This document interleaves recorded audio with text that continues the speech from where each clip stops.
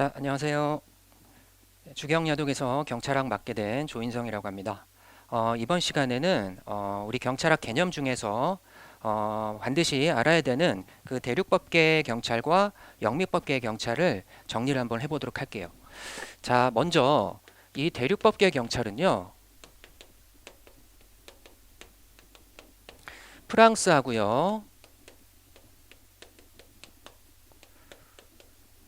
독일의 유럽 경찰을 말한다고 보시면 생각하기 쉬우실 거예요. 자, 그래서 대륙법계의 경찰과 영미법계의 경찰을 한번 비교해 보도록 하겠습니다. 자, 그럼 구별 기준은 제가 말씀을 드릴게요. 자, 먼저 보시면 이 대륙법계에서의 특징은 왕이 국민에게 명령하고 강제하는 그런 구조를 가지고 있어요. 자, 그래서 왕이 국민에게 통치권을 행사하는 게 바로 경찰의 개념이라고 봤거든요. 그래서 여기서의 경찰의 개념은 우리가 통치권으로 생각할 수가 있습니다. 통치권으로 생각할 수 있고요.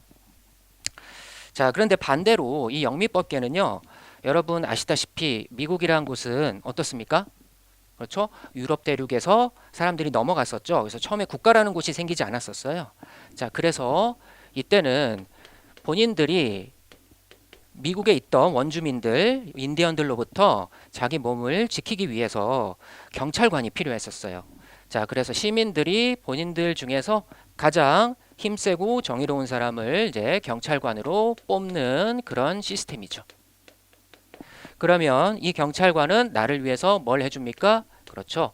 봉사하고 서비스하는 구조가 됩니다. 여기까지 됐죠?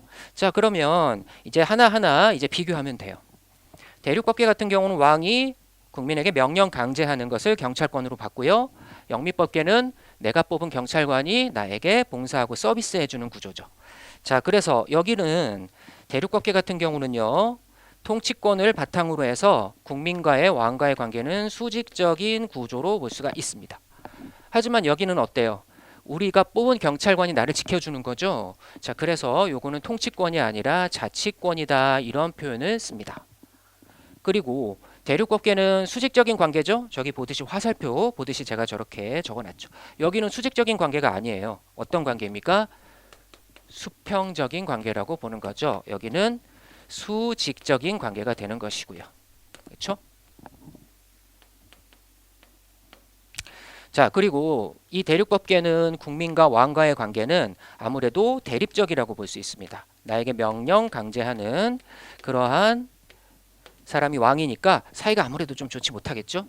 그렇지만 영미법계는 방금 얘기했듯이 수평적인 그런 구조를 가지고 있었고요. 경찰과 국민 사이에, 시민들 사이에 수평적인 구조고, 서로 어떻습니까? 서로 수평적이고 친한 관계가 되겠죠. 그래서 여기는 경찰과 시민, 국민의 관계가 친화적이고 비례적이라고 볼 수 있는 거예요. 그렇죠? 자, 그리고 대륙법계 같은 경우는요, 경찰권이 어떻게 형성되어 왔는지 그런 개념이 굉장히 중요하거든요. 그래서 여기는 발동 범위와 성질을 기준으로 경찰권을 이야기하고 있고요. 영미법계 같은 경우는 지금 당장 내 생명과 안전이 불안하기 때문에 경찰이 나를 위해서 무엇을 해줄 수 있는가, 그게 가장 중요한 겁니다. 그래서 여기 영미법계에서는 바로 기능이나 역할, 도대체 나한테 경찰이 무엇을 해줄 수 있는가, 이걸 가장 중요시하게 생각을 했죠. 그래서 보면 대륙법계 같은 경우는 경찰의 개념에서 설명드렸듯이 경찰이란 무엇인가가 가장 중요한 목적이고요. 영미법계는 방금 얘기했죠. 경찰이 나한테 무엇을 해줄 수 있는가, 경찰 활동이란 무엇인가가 가장 중요한 목적이 되는 거예요.